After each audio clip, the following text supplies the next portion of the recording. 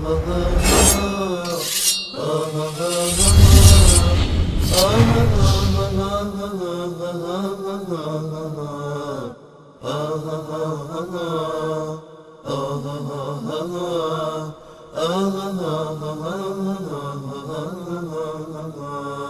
سلام علیکم، بفرمایید.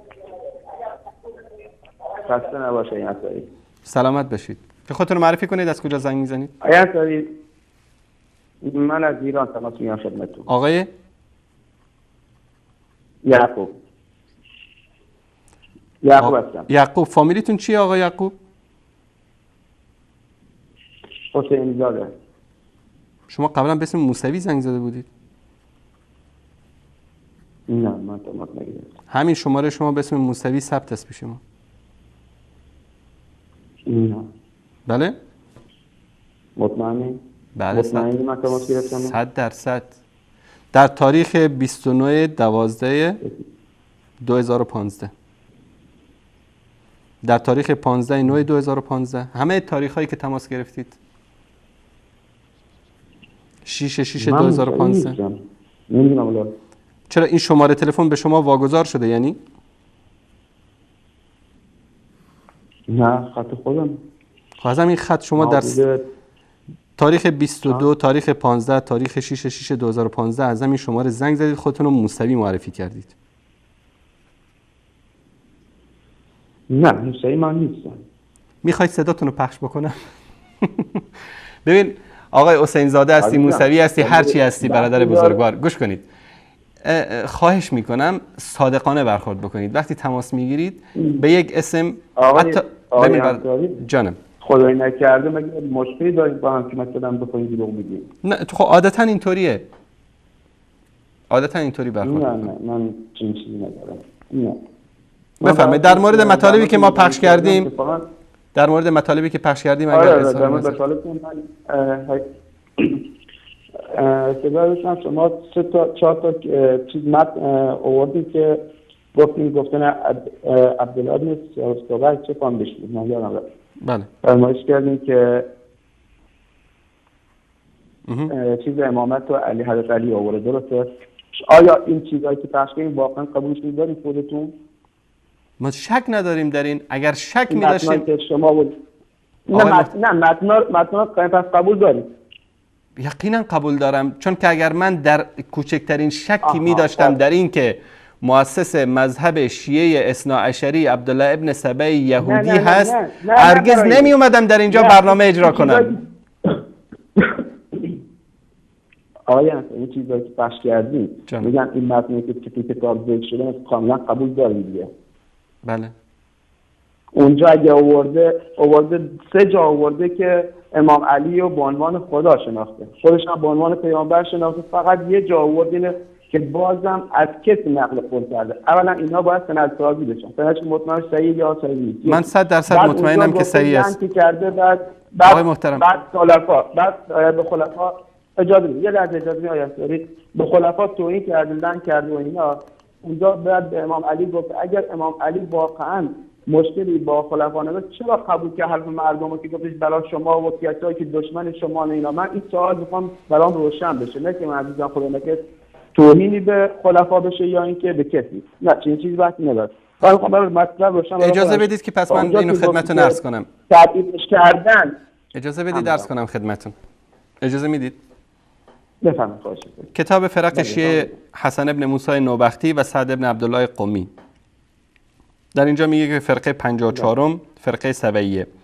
اینا اعتقادشون چی بود؟ میگفتن که علی، من ترجمه تحت لفظی متن عربی رو میخونم.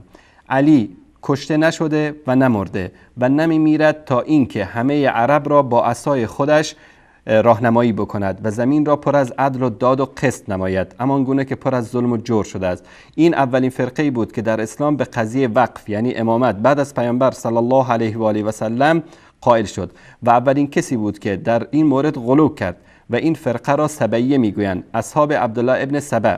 و این کسی بود که ظاهر کرد تن بر ابوبکر و عمر و عثمان و صحابه و اعلان براءت از آنها را و گفت که علی علیه السلام به این چیز امر کرده است.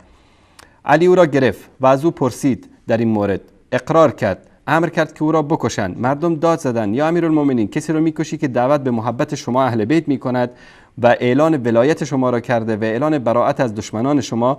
فسیره الی مدائن، فرستادش به سوی مدائن. و گروهی از اهل علم، از اصحاب علی، اهل علم از اصحاب علی علیه السلام میگویند که عبدالله ابن سبع یهودی بود، ایمان آورد، ولایت علی را قبول کرد و او وقتی که یهودی بود میگفت که یوشع ابن نون بعد از موسی امام است. همین حرف را در اسلام بعد از وفات پیامبر صلی الله علیه و سلم در مورد علی علیه السلام گفت و او اولین کسی است که فرضیت امامت علی را اعلان کرد و اعلان براءت از دشمنان وی را. میریم در صفحه بعدی، صفحه 33.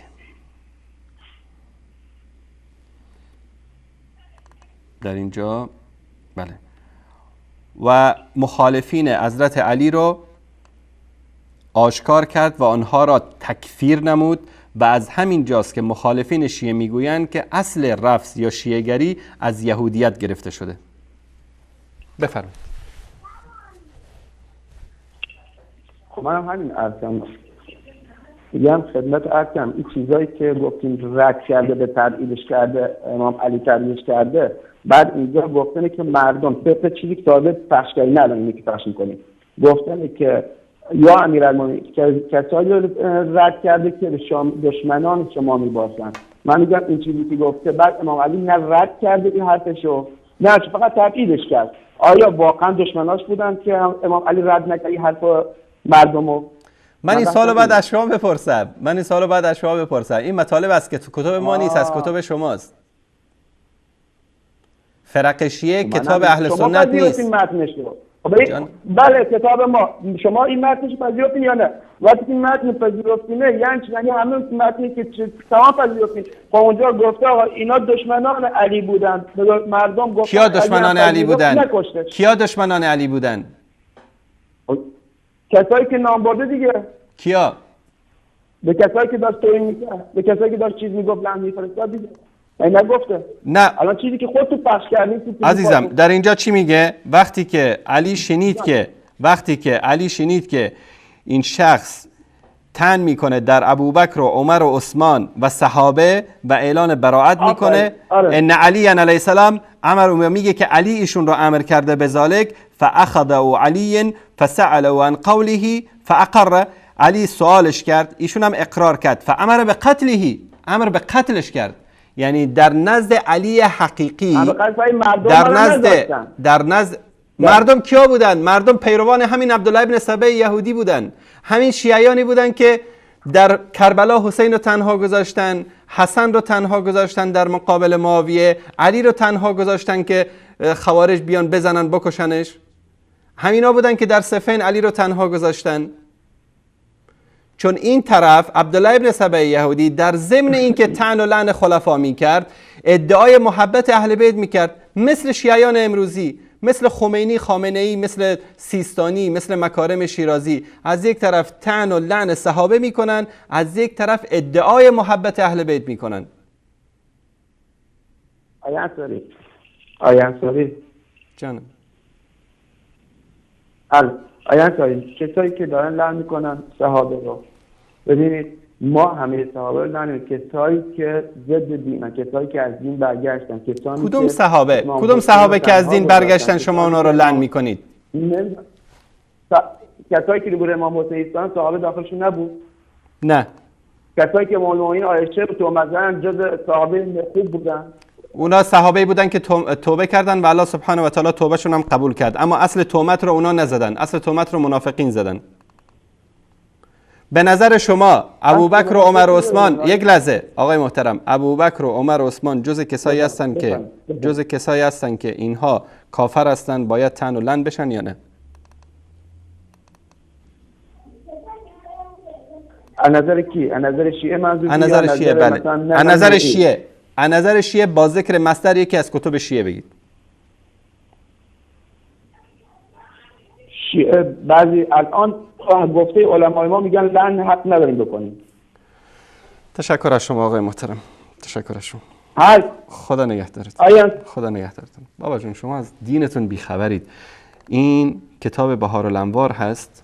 این کتاب بهارالانوار احمد جان نشان بده. اینجا جلد 30 باب زده، باب 20، باب کفر ثلاثه و نفاقهم و فضای اعمالهم و قبای آثارهم و فضل التبری منهم و لعنهم. فضیلت کفر، باب کفر 3 نفر، ابوبکر، عمر، عثمان، و اثبات نفاقشون و فضایع اعمالشون و زشتی های کارهایشون و فضیلت تبری از اونها و لعنشان. باب زده. تو میگی که علمای ما گفتن لعن نکنن. 4 منافق دروغگو امروز به خاطر اینکه بازار نفاقشون گرم بشه در ایران دارن میگن که لعن نکنید. این از نفاقشون است. این اساس دین شما این است. لعن خلفاست اساس دینتون. بزرگترین باب در این کتاب است. بزرگترین باب در اثبات لعن ابوبکر و عمر و عثمان. بابا جون، یا کمی در مورد مذهبتون یعنی اطلاعات حاصل بکنید، بعد بیاید زنگ بزنید. همینطوری فله‌ای که نمیشه یک چیز رو قبول کرد و انکار کرد. لعن ابوبکر و عمر و عثمان و اعلان براءت از اونها جز اعتقادات شماست. اصلا امامت در نزد شما تکمیل نمیشه تا که از این 3 نفر اعلان براءت نکنید و اینا رو لعن نکنید. این دین است. این دینی است که در کتابتون. حالا چی کار کردن؟ شماها رو فریب دادن. همین باب رو در نسخه جدیدی که چاپ کردن، دوستان نشون بدن. نسخه جدیدی که چاپ کردن، باب 20 کلمه کفر و نفاق و لعن رو برداشتن، جاش نقطه چین گذاشتن. می‌بینید؟ شما از دینتون بیخبرید. این آخوندا دارن شما رو فریب میدن. چاپ قدیم کفر و نفاق و لعن اومده توش. چاپ جدید نقطه چین گذاشتن. چرا؟ چون که بیان بگن که حالا کی گفته که اینجا باید لعن بشه، تکفیر بشه؟ ما کی این حرفا رو نزدیم. تو کجا گفته؟ ها این کتابمون هست، تو این کتاب نیومده، اینجا نقطه چین گذاشته. اما ما اون کتاب اصلیتون هم داریم، تحریف شده هم داریم که جدیدن چاپ کردن، جاش نقطه چین گذاشتن. بس است نفاق، دروغگویی بس است. نمیتونید دیگه چیزی رو پنهان بکنید از اهل سنت. نمیتونید حقیقتون رو پنهان بکنید از اهل سنت.